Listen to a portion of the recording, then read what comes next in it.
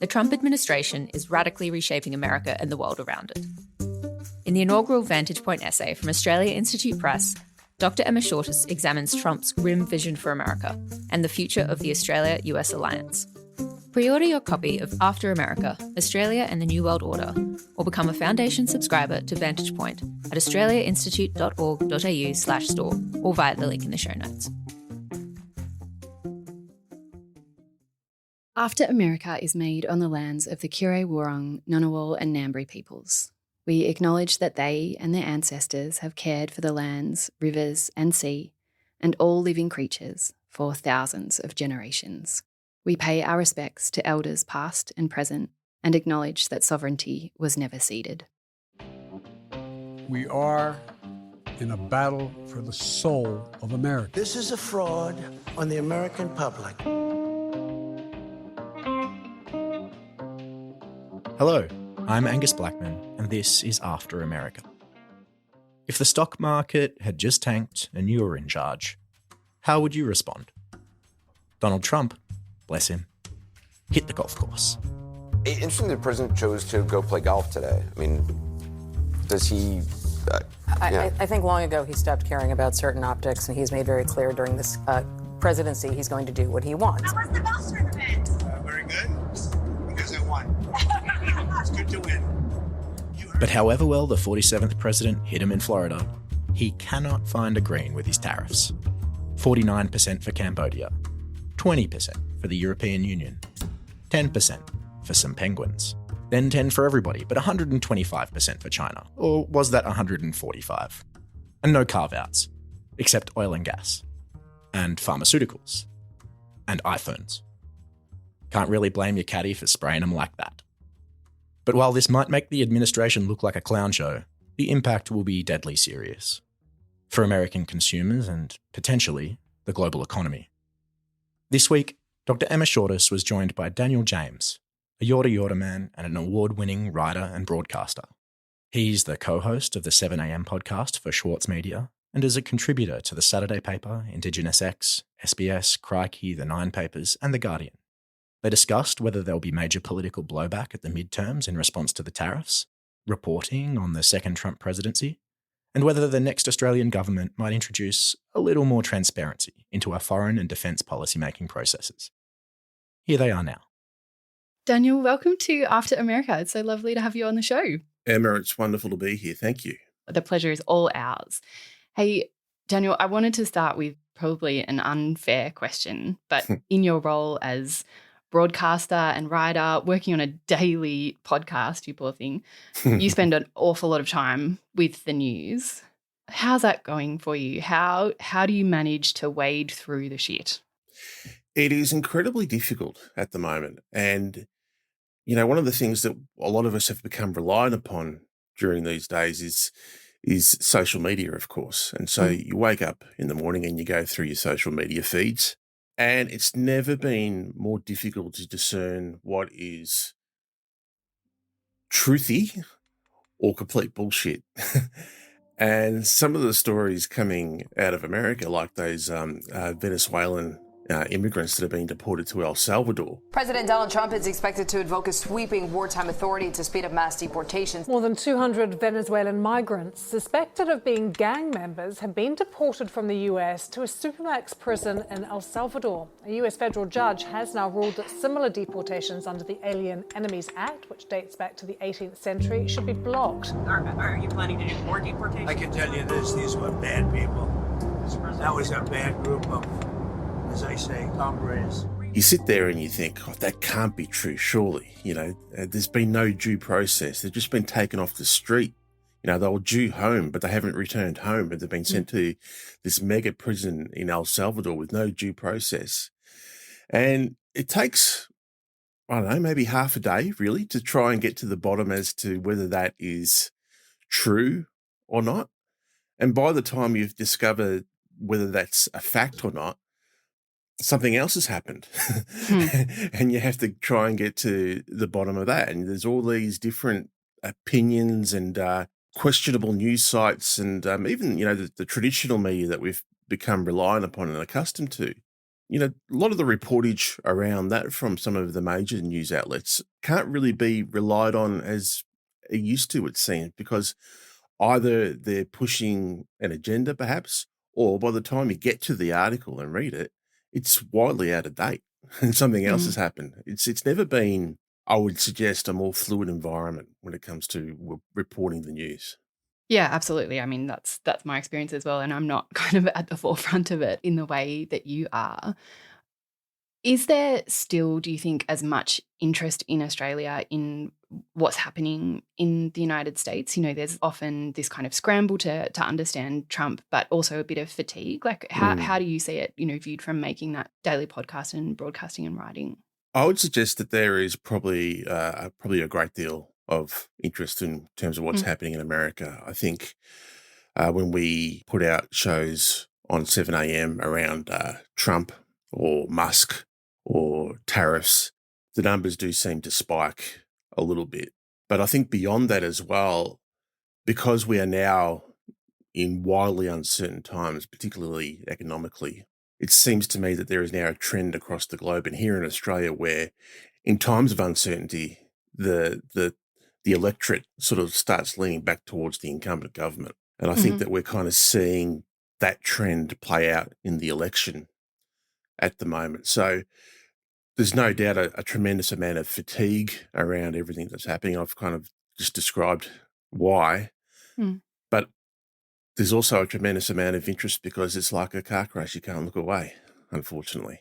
Yeah, I think that's true. And, you mentioned, of course, the Australian election, and we'll come back to that. But I wanted to ask you, because of that flood of news and because of the fatigue and the confusion, which is part of the point, it's actually really hard, I think, to understand what matters in the United States and what Trump is actually doing. How do you see Trump's vision for America? What do you think he's trying to do? I think he's trying to send working people down coal mines and put them on factory lines again. That seems to be the basic premise of what he's doing. He thinks that America should be once again a superpower when it comes to the production line, forgetting that, I think it's something like 86% of Americans who don't work in primary production actually work in the service sector. So it's a very much a service-orientated economy. So I think there's a couple of things at play here. I think it's, first of all, as with everything with Trump, it's a massive ego trip. But the fallout from it all is that we're kind of seeing the dismantling of the world order in real time by a nation who was integral in establishing that world order and placed itself at the center of that world order. I wasn't around when Rome burnt, but I would imagine that it kind of must have felt like this because the fallout for not only the American economy, but the fallout for Trump himself, I believe, will be quite something, because when you start hitting the people who are your base at the hip pocket, notions of freedom, notions of ideology kind of go out the window when you are paying more for goods and services, whatever they may be. Some economists also believe that not only will the tariffs have, a huge impact on people's disposable income, but on top of that, there's going to be like an inflationary effect. So like a 7 to 8% inflation rate as a result of these tariffs if they go ahead. That's still a question mark. But so not only will they be paying more for goods and products from overseas, they will be paying more for everything. And I don't think that there is a leader in the Western world that can kind of survive the potential fallout from that. And that's why I'm angling to try and get across for the midterms in a couple of years, because I think it'll be one of the most consequential elections of all time. Yeah, wow. That would be an experience. Are you going, Emma? I'm not sure.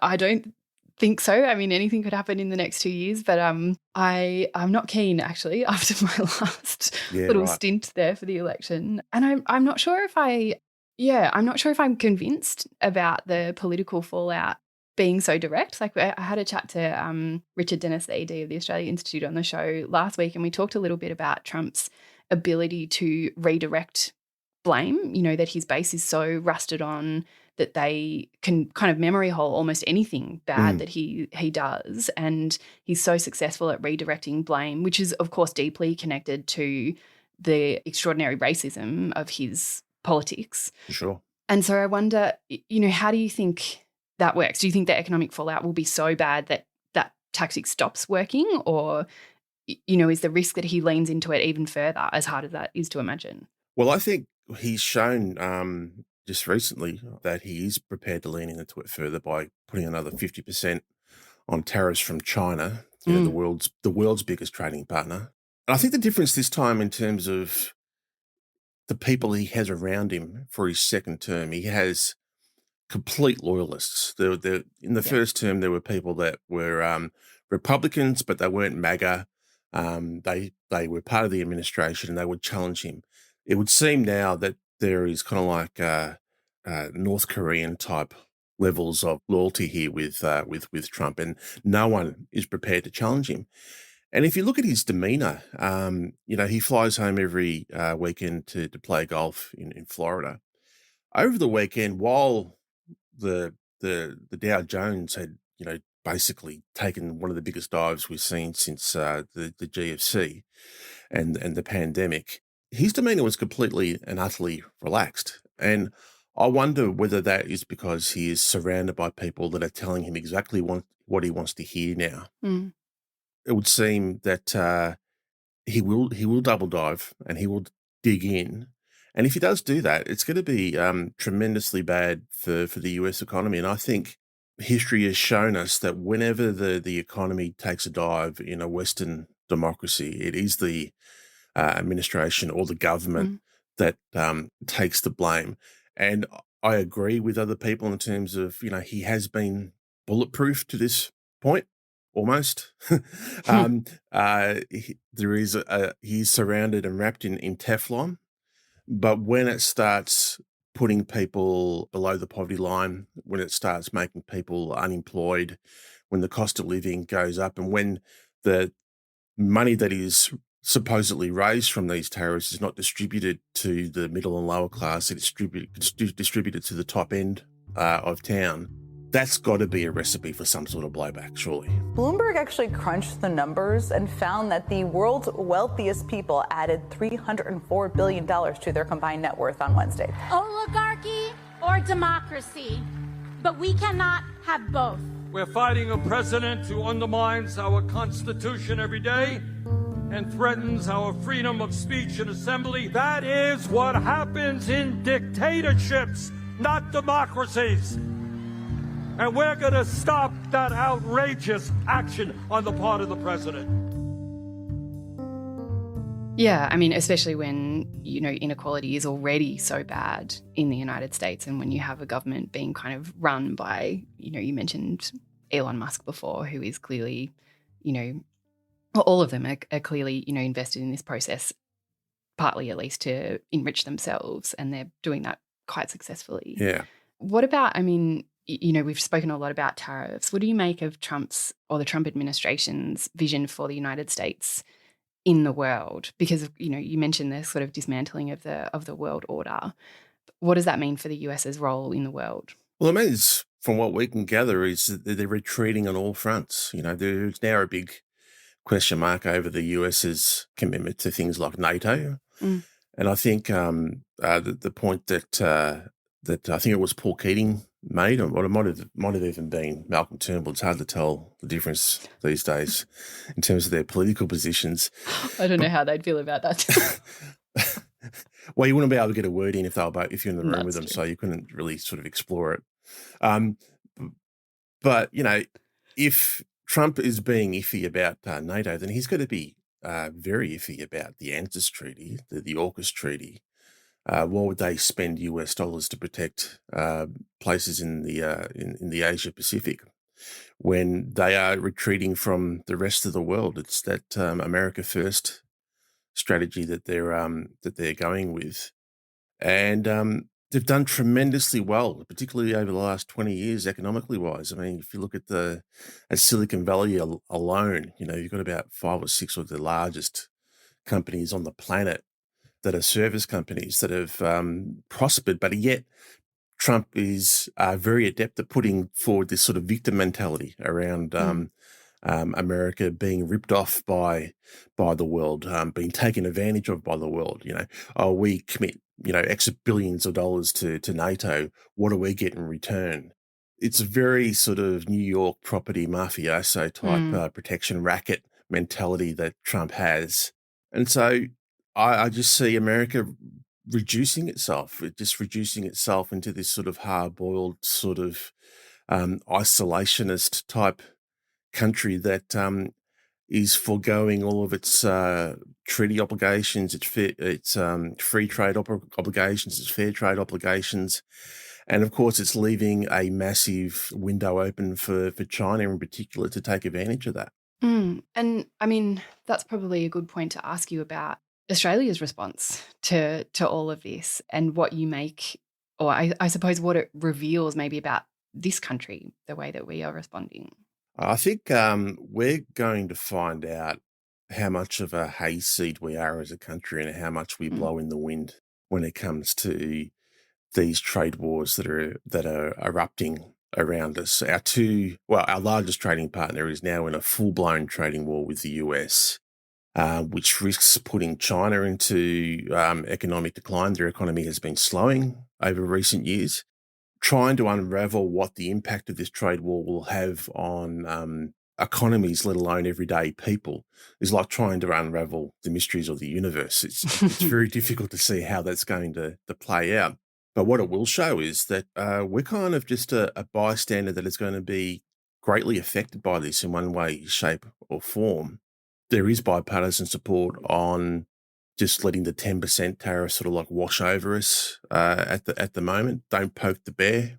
We're seeing what's happening in Europe and in China when the bear is poked. Amazing that we have a 10% tariff on us when we are in a trade deficit with the US, but that's a moot point apparently. Mm-hmm. So I think it's scary times for Australia and Australia's economy. We are an economy that is open to the world, and the world is changing before us, and not particularly in a good or productive way for this country. Yeah, I mean, I couldn't agree with that more. I'm really glad that you mentioned AUKUS and the ANZUS Treaty as well, though, because there is this kind of, it seems like there's still this compulsion in Australian politics to draw kind of dividing lines between different parts of the relationship. The Prime Minister's was quite specific and said, that he won't link tariffs to the AUKUS deal. What do you make of that kind of understanding of security? Like, is it possible to draw lines between those things? It's a good question. I mean, there's so much shade when it comes to the AUKUS deal. I mean, if things keep going the way they're going, America may not have enough Virginia-class submarines to build for its own needs, let alone have any surplus for Australia in, I think it's in the 2030s at least. We do have defence assets that we can use. We do have rare earths that we can use as bargaining chips when it comes to the American military-industrial complex, which is a very thirsty beast. We have things like Pine Gap, which they basically need on this side of the planet to monitor everything that's happening in the Southern Hemisphere, as far as we know. It's impossible. I mean, I think it's impossible to separate the two. I mean, if they come after things like our PBS, for instance, the huge American pharmaceutical giants, I think, Penny Wong has intimated that, look, we are prepared to talk about things like minerals and minerals resources as a bargaining tool to stop the march of the America First Brigade in terms of attacking some of its closest allies, of which Australia is one, of which Australia has committed armed forces to every rabbit hole that America has gone down in the second half of the 20th century and early part of the 21st century. I think, see how it plays out, but AUKUS can't be separated from that. And it would seem to me, rational analysis of AUKUS is that it's a bad deal for us on so many different fronts. If I was in government, I would be using this as an opportunity, as Britain has done, to review AUKUS and just see whether it's actually worthwhile pursuing, but in a considered parliamentary sort of way. Because we know where public sentiment is. Public sentiment is that AUKUS is bad. We have the Malcolms and the Pauls of the world telling us that it's bad. We have a whole bunch of experts telling us it's a terrible deal. Well, why not use this opportunity now to at least conduct a review, especially if Albanese gets back in. I think he'll have some political capital that'll enable him to do that. Yeah, I mean, I share your view about growing public pressure, and the idea of having some parliamentary scrutiny over this deal, I think, is a pretty good one, because I think part of the reason we're in this situation is because there hasn't been any scrutiny. There isn't any democratic accountability really when it comes to foreign policy. And part of what seems to have been shaking politics up, especially during this election campaign, is that all of a sudden there is a lot more scrutiny on foreign policy and AUKUS in particular than there has been in the past. And that is starting, I think, to shake that kind of locked-in bipartisan consensus around the US alliance in particular. Do you think there is potential there for democracy to kind of push its way into foreign policy in a new way? It'd be a novel concept, wouldn't it? I mean, I think AUKUS was basically Scott Morrison's brainchild. And I think it was within, I might be wrong, but it was within, I think, about 2 hours after Morrison announced AUKUS that I think the then opposition, the LP, fell in behind it and gave it bipartisan support straight away, which of course is a huge blow for parliamentary processes when you have bipartisan support and things. I think strangely this election is revealing that large swathes of the Australian electorate are actually thinking about Australia's place in the world at the moment more than we have potentially in previous elections, because there is a recognition that a lot of the cost of living pressures that are being confronted by Australian households are at the whim of the global economy. And I would use that as an opportunity, if I was the incumbent government, to burn just a little bit of political capital around things like AUKUS, just to get it back into the parliament. It was a trend that started under John Howard that meant that we would go down all these sorts of military rabbit holes with the US without really proper parliamentary scrutiny, which is what we're supposed to have. So taking something like AUKUS back into the parliament and scrutinising it, it might be out of the government of the day's hands. It might be something that the crossbench actually demands if we are headed for a minority government, and we will have probably the largest crossbench that we've ever seen in the parliament under the two-party system. These things might be taken out of the government's hands, and so the parliament might actually start working as it should, and that is as a place of considered scrutiny when it comes to matters like AUKUS. It is. You're right. It's a novel. It's a novel thought, isn't it? But it does seem like there is that pressure. And you mentioned there, this idea of, I guess, kind of rethinking Australia's role in the world. That's no easy thing to do, because it involves confronting some things about ourselves and some of the fundamentals of who we are as a country. Yep. How do you think? It's a completely unfair question, but how do you think we go about doing that rethinking, before we even get to the point of sort of what role we do want to play? How do we think that through? I think the first thing that we probably need to do is recognise geographically where we are in the world, and that is on the doorstep of Southeast Asia. We've had political leaders of both persuasions over the last 20 years or so that have tied us tighter and tighter to the Anglosphere, tied us to America, tied us to Britain, and we need to, if we are to reset ourselves and recognise that we are basically on the doorstep of Southeast Asia and all the opportunities that presents, then we need to recognise where we are geographically. But we also need to realise that in the eyes of a lot of those nations, the DNA of the White Australia policy still runs through a lot of the political and policy discourse of this country. And I think a lot of those Southeast Asian countries in particular haven't forgotten that. We need to change the way that we conduct public discourse in this country. The leaders' debate the other night, the first leaders' debate, there was a really good question from one of the people in the audience to Peter Dutton about the way he was going to actually conduct the debate around immigration levels in the country. The questionnaire feared that it would be, I guess, another referendum type discourse, which was brutal, toxic, more often than not racist.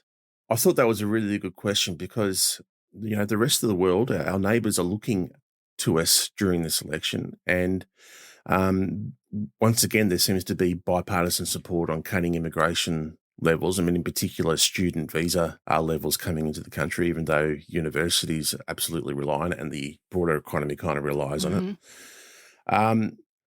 We've got to change the way that we speak about these things and the way we feel about these things, because the rest of the world is watching, and the more prejudiced, the more bigoted that we are when it comes to matters of race and dealing with different ethnicities that are vital to our economy and our place in the world, the more difficult it is for us to negotiate or to work or become part of the communities that we must become a part of in a global sense, to untie ourselves a little bit from the train wreck that is America and the backwater that is Britain. Train wrecks and backwaters, what a place to be. That's where we are. I think it is, but it's not inevitable that we stay there. And, that vision, I think, for rethinking, who we are and our role in the world is a really important one. And it feels like we're at a moment where that is perhaps more possible than it has been in the past. And I can't tell you how much we appreciate your time in helping us think that through and in cutting through the noise, especially at, what is a time of train wrecks and backwaters. So thank you so much, Daniel, for joining us. With every tragedy, there is opportunity. And Australia should remember that. But it's an absolute pleasure to speak with you, Emma. Thank you so much. Thank you. Before you go, we'd love to get your thoughts on the show. You can send us feedback as well as episode and guest ideas to our email address, podcasts@australiainstitute.org.au. This episode was recorded on Wednesday the 9th of April, and the tariffs might all be 1,000,000,000% by the time you listen. Or they might be 0. Who knows? After America is supported by the Andrew Farron Foundation, and our music is from Blue Dot Sessions. We'll be back next week. I'm Angus Blackman. Thanks for listening.